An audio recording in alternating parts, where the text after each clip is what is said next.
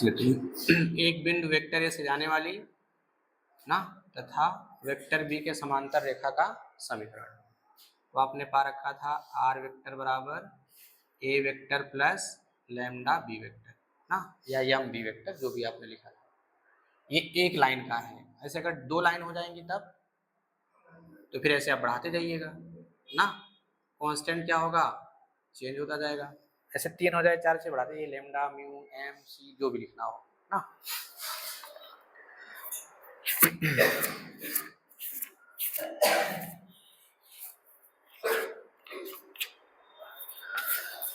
चलिए इस पर एक क्वेश्चन कर लेते हैं, ठीक है। एक बिंदु से जाने वाली रेखा का समीकरण। तो 2 - 1 3 से जाने वाली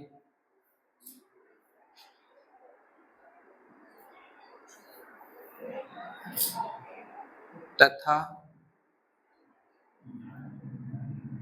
3i + 7j - 2k कैप के समांतर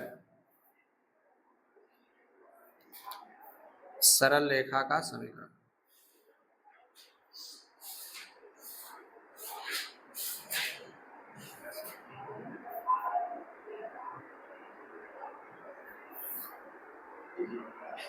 ठीक है। ये क्या है, बिंदु है, बिंदु। इसको हम लोग वेक्टर में चेंज कर सकते हैं ना, इसलिए तो हम लोग शुरू में पढ़े थे 2D और 3D ग्रुप में। तो 2D में क्या पॉइंट था, एक्स वाई, तो वेक्टर फॉर्म क्या बना, एक्स आई प्लस वाई जेड। 3D में था एक्स वाई जेड ना, तो वेक्टर फॉर्म में क्या बन गया। अब ऐसे ये पॉइंट दिया हुआ है तो बिंदु क्या होगा, ए वेक्टर 2i - j + 3k, और फिर अगला वाला वेक्टर क्या है, बी वेक्टर ना, यहाँ से इसे बी ही मानेंगे। तो कितना है ये, 3i + 7j। तो अब देखो क्या है, से जाने वाली मतलब एक बिंदु से जाने वाली तथा इस वेक्टर के समांतर। अच्छा, इसी को हम लोग इनके गुणांक को क्या बोलते थे, डी आर्स। इनका जो गुणांक होगा यानी 3 7 - 2, इसे हम लोग बोलेंगे डी आर्स। तो इसलिए रेखा का समीकरण तो आर वेक्टर बराबर A vector plus lambda, M लिखे थे क्या, जो भी लिखना हो, एम लिखो लैम्डा म्यू जो लिखो। तो अब ए वेक्टर कितना है ये, अब सीधा सीधा आप यहाँ पर ऐसे रख दीजिए और फिर उसके बाद ऑप्शन चेक करिए। अगर ऐसा मिल गया तो ठीक है, नहीं तो फिर देखिए ऑप्शन को फ्रेम किस प्रकार किया हुआ है, हम लोग उसको उसी रूप में कन्वर्ट कर लेंगे। एक ऑप्शन ऐसे भी हो सकता है, दूसरा क्या है, गुणा करके हाँ आई वाले को कलेक्ट कर लीजिए। तो 2 + 3m आई कैप, फिर प्लस -1 होगा, यहाँ गुणा करेंगे तो 7m जे कैप, फिर 3 - 2m के कैप ना। अब अगर हम लोग इसको उसमें कन्वर्ट करना चाहे कार्तीय रूप में, तब क्या बनाएंगे, पॉइंट ये है और ये क्या कहलाएगा, डी आर्स। तो कार्तीय रूप में क्या मिलेगा, कार्तीय रूप में आप चाहो तो इसको क्या लिख सकते हैं, एक्स आई + वाई जे + जेड के बनाए थे ना हम लोग 3D में। और या फिर डायरेक्ट अगर याद है तो लिखिए x - x1 किस बिंदु से होकर जा रहा है, ये x1 है, y1 है, z1 है। तो ये x - x1 अपान जिस रेखा का समीकरण निकालना है उस रेखा का दिक् अनुपात। तो क्या होगा यहाँ पे, इस वेक्टर में आई जे के गुणांकों के वैल्यू जो आएंगे वही होते हैं दिक् अनुपात। तो क्या लिखेंगे 3, फिर y - y1, ये -1 है, प्लस हो जाएगा, यहाँ गुणांक क्या है, फिर z - z1 यानी 3 और बट्टे -2 ना। ये बन गया आपका वेक्टर फॉर्म में, ये बन गया कार्तीय रूप में, ठीक है। अब ऐसे होंगे क्वेश्चन सिंपल सिंपल, तो फिर जैसे फार्मूला मिलेंगे हम लोग क्वेश्चन वैसे कर लेंगे ना, इसको कर ही सकते हैं।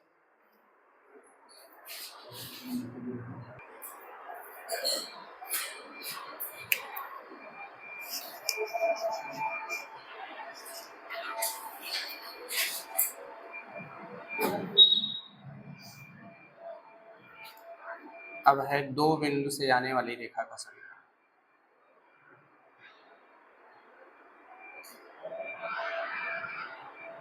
दो बिंदुओं वेक्टर ए व वेक्टर बी से जाने वाली रेखा का समीकरण।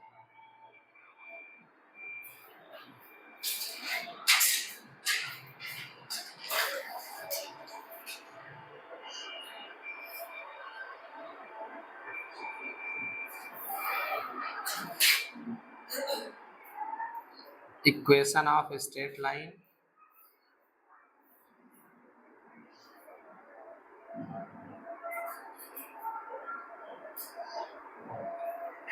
passing through two points vector a and vector b. ना दो बिंदु से जाने वाली रेखा का समीकरण देख लो। ये क्या है? वेक्टर है, हम लोग इसको पॉइंट में कन्वर्ट कर सकते हैं ना। इसका नाम क्या देंगे हम लोग? कार्तीय तल में x1 y1 z1, अगली वाले देंगे x2 y2 ना। चलो हम लोग इसको प्रूव करते हैं। ये हो गया पॉइंट ए, ये हो गया पॉइंट बी। अगर हम लोग किसी वेक्टर को रिप्रेजेंट करेंगे तो फिर या किसी पॉइंट को रिप्रेजेंट करेंगे किसी एक फिक्स पॉइंट के रिस्पेक्ट में ना, तो हम लोग पॉइंट के ले लेते हैं। अब ओ के रिस्पेक्ट में हमने ले लिया क्या? वेक्टर ए, और इसका नाम दे दिया क्या? Vector b. अब पॉइंट दे दिए नाम ए और बी ना। तो अब क्या करना है? तो उस रेखा का समीकरण याद करो वेक्टर के रूप में और फिर कार्टेशियन फॉर्म में। तो क्या करेंगे? वो रेखा ऐसे ही जाएगी, है ना। अब जो ये पॉइंट यहाँ दिखाए गए हैं किसी फिक्स पॉइंट के रिस्पेक्ट में, हम लोग जनरली क्या लेकर चलते हैं? मूल बिंदु। अब बाकी इसके पहले हम लोग क्वेश्चन हल किया था, कहीं ए बी ए डी ऐसे आता था, हम लोग ए बी को कैसे ट्रीट करते थे? मूल बिंदु की तरह ना। यानी मूल बिंदु हो ही हो, इसकी कोई गारंटी नहीं है।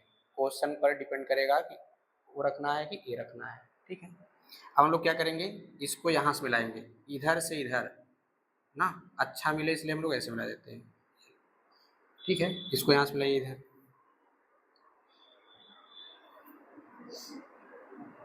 तो एरो हम लोग इधर लगाएंगे, ओ के सापेक्ष लिखेंगे ना। अच्छा ये दोनों पॉइंट कैसे होंगे? फिक्स पॉइंट होंगे, ये घूमे घूमेंगे नहीं। तो क्या चाहिए? चाहे जिस प्रकार का वक्र निकाल लो उसके लिए एक चर बिंदु चाहिए ना। तो कार्तीय रूप में हम लोग चर बिंदु x, y मानते हैं, तो वेक्टर फॉर्म में क्या मानेंगे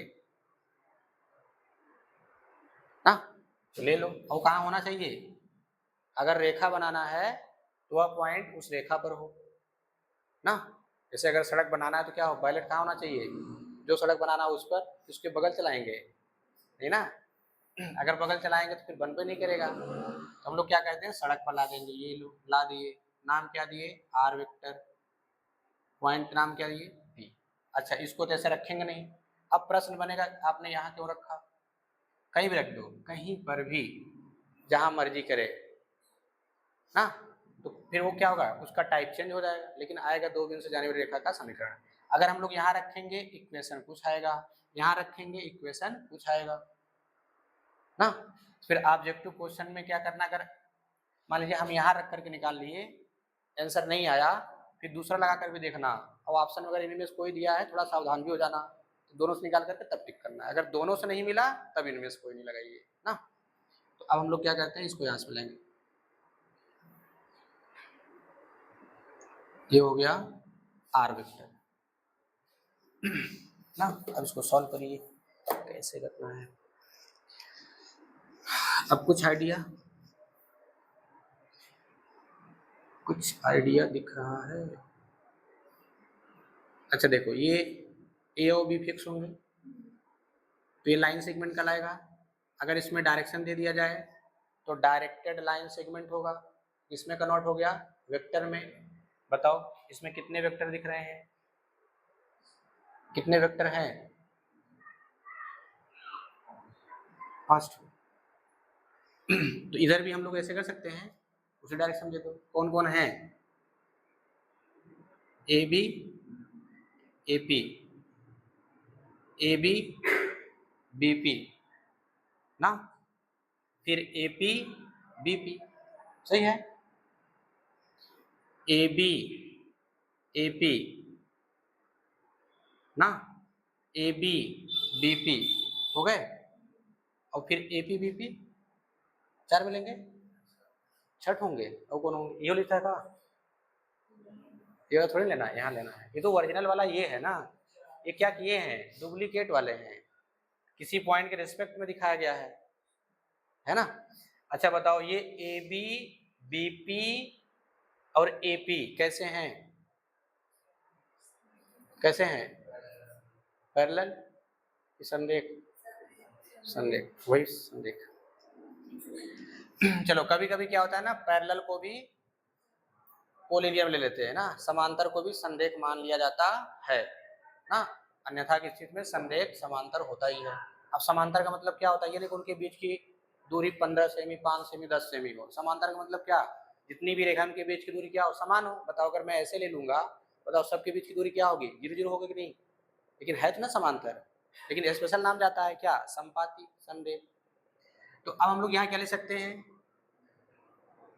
कि वेक्टर ए बी, अब देखो कथा नहीं लिख रहा हूं ना, ए बी सब क्या है, दो बिंदु से जाने वाले, उस वाले में क्या था, एक बिंदु दिया था, एक वेक्टर के पैरेलल करा था, यहाँ क्या है, दोनों बिंदु हैं। तो बताओ ये A B parallel A P है कि नहीं है, एक पॉसिबिलिटी ये बनेगी, दूसरा क्या है, एक A B parallel B P है ना, दूसरी जो पॉसिबिलिटी है वो हम लोग ये भी ले सकते हैं, A B parallel B P, सही बात है कि नहीं, बन जाएगा ना। हम लोग दोनों केस में लेके चलते हैं, इसलिए क्या होगा, अगर ए बी ए पी के समांतर है तो बताओ क्या लिखेंगे, एम ए पी ना, या फिर इसको ऐसे लिखो, चलो A P parallel A B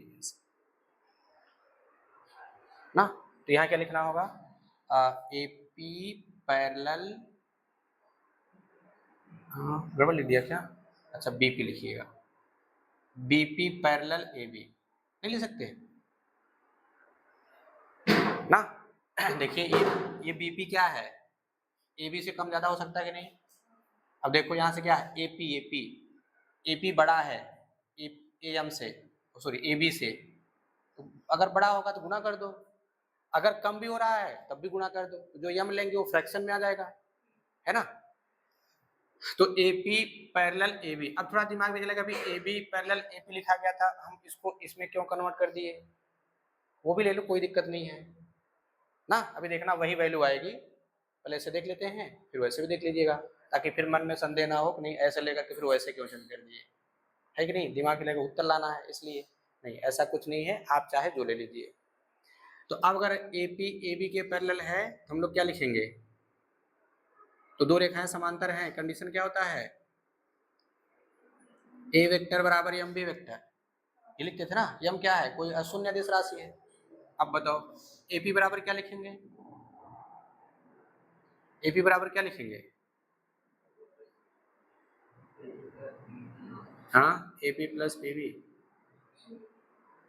सब भुला जाते, ओपी माइनस ओ ए, स्थिर सदिश यही का है ना। अब यहाँ क्या लिखेंगे, ओ बी माइनस ओ ए, अरे यहाँ देखो जब कभी दिमाग पहले से बताया गया था कि अगर कभी कोई पॉइंट किसी फिक्स पॉइंट के रेस्पेक्ट में रखा जाएगा तो समझ आना कि वहाँ स्थिर सदिश ही है वो ना, अगर हम पर्टिकुलर उस वेक्टर को निकालेंगे तो स्थिर सदिश वाला रूल लगाएंगे ना। तो ओपी क्या रखेंगे, आर वेक्टर ना, ओ क्या रखेंगे, ए वेक्टर, ये क्या होगा, बी वेक्टर, ये क्या होगा, ए वेक्टर, ट्रांसफर कर दीजिए, तो आर वेक्टर बराबर A vector plus M B vector minus A ना। अच्छा लगे यहाँ थे, इसको भी हम लोग देख लें, जो अभी हम लोग यहाँ से बना दिए थे कुछ ऐसे, A B parallel A P, अगर किसी ने कहा कि मैं ऐसे करूंगा कोई दिक्कत नहीं है, आप क्या लिखोगे, ये तो लिखोगे, बताओ अंतर क्या है, हम लोगों ने अगर ऐसे पढ़ रखा है तो अगर मैं लिख दूं इसको ऐसे तो क्या हर्ज है, कोई दिक्कत है? हम फिर से इसका नया नाम दे दें, क्या, लैम्डा ए वेक्टर। तो यहाँ लिख दीजिए जहां पना लैम्डा बराबर 1/m, है कि नहीं, बन गया कि नहीं एकदम वैसे। तो कोई भी लिख दो, बस किसका डिफरेंस होगा, यम का। यहाँ पे यम आया है तो यम इसमें आ जाएगा, बस ना, फर्क यही होगा, कुछ होगा नहीं, ठीक है। लेकिन ये देखना कि हम लोग इस चर के रिस्पेक्ट में निकालेंगे ना, मूव ये करेगा, हम लोग क्या ले लेंगे, AP। अब अगला पैरेलल क्या होगा, AB ना। अब अगर हम लोग इसके रिस्पेक्ट में लेंगे तो BP पैरेलल इसके AB के, सही है ना। अब यहाँ पर अगर मैं ऐसे ले लूं, यदि हो तो तब क्या होगा, क्या लिखेंगे, BP इज इक्वल टू, हम लिखे थे लैम्डा लिख दूं या फिर यही लिख दूं, चलो अच्छा ये लिखो, बताओ BP क्या होगा। दोनों इक्वेशन में सिर्फ और सिर्फ पॉइंट का डिफरेंस होगा बस, और किसी का डिफरेंस नहीं होगा। OB माइनस OA, बताओ इसकी वैल्यू क्या है, R वेक्टर, इसकी वैल्यू क्या है, B वेक्टर, ये क्या है, B वेक्टर, ये क्या है, A वेक्टर, ट्रांसफर करिए, R वेक्टर हो जाएगा B vector plus lambda B vector minus, क्या डिफरेंस है, 12 पॉइंट का ना। लेकिन जो जनरली होता है, कुछ भी नहीं कहा होता तो हम लोग ये यही वाला लगाते हैं, ये वाला नहीं लगाते हैं, ये वाला। लेकिन देखो दोनों इक्वेशन स्ट्रेट लाइन का ही मिलेगा, दोनों को दोनों 2 पॉइंट से ही जाएंगे ना, जिस पर चर बिंदु क्या होगा, R वेक्टर। तो अगर मान लो कि हम लोग ये वाला फॉर्मूला लगा दिए, आंसर मिल गया जो हम लोग पाए, अब वो ऑप्शन में मिला है, मिला नहीं, वहीं दे दिया ऑप्शन में कोई नहीं है ना, आप लगाकर टिक करके चले गए। अब पता चला कि इस वाले से आंसर दिया हो, ABC में कोई हो सकता है कि नहीं, तो है तो इसी लाइन का इक्वेशन, बस रूप चेंज हो गया है ना।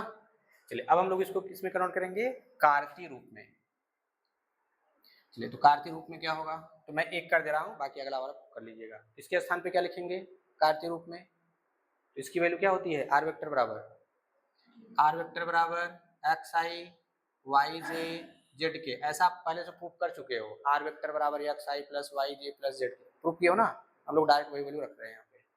और A वेक्टर क्या रखेंगे, A वेक्टर कुछ मान लो, ये क्या है, बिंदु है कि नहीं, हम लोग कार्तीय तल में जाएंगे तो क्या बनेगा, x1 y1 z1, B के लिए क्या मान ले, x2 y2 z2, तो वेक्टर में क्या बनेगा, x1i y1j z1 के। जब कभी पॉइंट की बात आए तुरंत समझ जाना कि वो आपका अगर 2 दिया है तब x1 y1 z1 x2 y2 z2, 3D में 2 डायमेंशन में x1 y1 x2 y2 ना। ये हो गया, फिर यहाँ लिखिएगा m B vector minus A vector. अब B के लिए हम लोग क्या बना रहे हैं, 2 वाले ना, x2i y2j z2 के माइनस A वेक्टर है, A वेक्टर का नाम हम लोगों ने क्या दिया है, ये, तो क्या हो जाएगा x1i प्लस करके y1j माइनस z1k, ये चीज पहले पढ़ भी चुके हो जब हम लोग 3D पढ़ रहे थे तभी। अब डायरेक्ट सब गुणा उड़ा हम कर लिए ना, अब कॉमन ले लें, इसको इधर ट्रांसफर भी कर लिए, इसको ट्रांसफर किए, सब कॉमन ले लिए, तो आपको मिलेगा क्या, I cap y minus y1 j cap z minus z1 k cap, तो यहाँ क्या मिलेगा, यम x2 minus x1 i cap यम y2 minus y1 j cap plus यम z2 minus z1 k cap. अब क्या करेंगे, ये भी वेक्टर है, ये भी वेक्टर है, दो वेक्टर कैसे हैं यहाँ पे, बराबर समान ना, तो दो वेक्टर समान है तो हम लोग कैसे जानेंगे कि समान है, उनके गुणांक आपस में सेम होने चाहिए। तो दोनों पक्षों के आई कैप जे कैप व के कैप के गुणांकों की तुलना ना, तो तुलना करिए तो क्या मिलेगा इधर, x माइनस x1 बराबर यम x2 माइनस x1, तो क्या मिल जाएगा x माइनस x1 बट्टे x2 माइनस x1 बराबर यम ना। इसी प्रकार लिख दें तो क्या मिलेगा y माइनस y1 बट्टे y2 minus y1 m and z2 minus z1 बट्टे no sorry z minus z1 बट्टे z2 माइनस z1 m। अब इन सबको इकट्ठा करिए, इन सबको इकट्ठा करेंगे तो क्या मिलेगा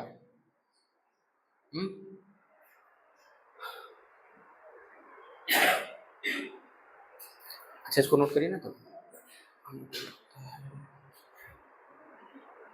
चलिए अच्छा दिख रहा है ना।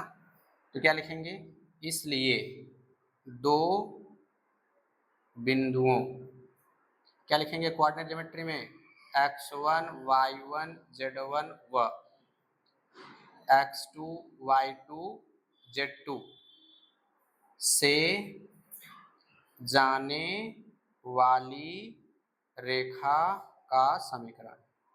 तो क्या लिखेंगे देख लो, यम यम यम सब में है, इक्वल हो जाएंगे, तो बनेगा क्या x माइनस x1 बट्टे x2 minus x1, y minus y1 बट्टे y2 minus y1, z minus z1 बट्टे z2 माइनस z1। ठीक है, ये है कार्तीय रूप में दो बिंदु से जाने वाली रेखा का समीकरण। अब देखो कैसे करना है डायरेक्ट, इसमें देखो पहला पॉइंट है ना यहाँ पे, वही देखो ऊपर लिखा गया है x minus x1 y minus y1 z minus, जब आप इस वाले को ले जाएंगे यहाँ पे तो यही क्या हो जाएगा, अब इससे निकालेंगे x minus x2 y minus y2 z minus z2, बाकी सब बट्टे में यही रहेंगे x2 minus x1 y2 minus y1 z2 minus z2। देखो ये वाला सेम है कि नहीं ना, तो हम लोग रखे तो वही रखे हैं, तो चेंज क्या होगा यहाँ पे ना, रेखा की वैल्यू क्या होगी सेम, यानी फॉर्म चेंज हो जाएगा, तो मिलेगा क्या दो बिंदु से जाने वाली रेखा का समीकरण। ये आपका फार्मूला हो गया दो बिंदु से जाने वाली रेखा का समीकरण वेक्टर फॉर्म में, और वो क्या बन गया कार्तीय रूप में।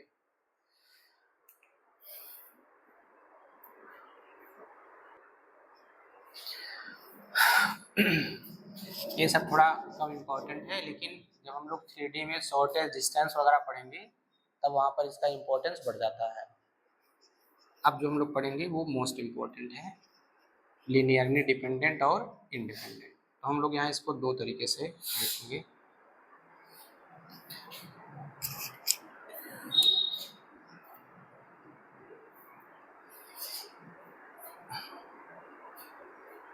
एक घाततः, एक घाततः आश्रित सदिश,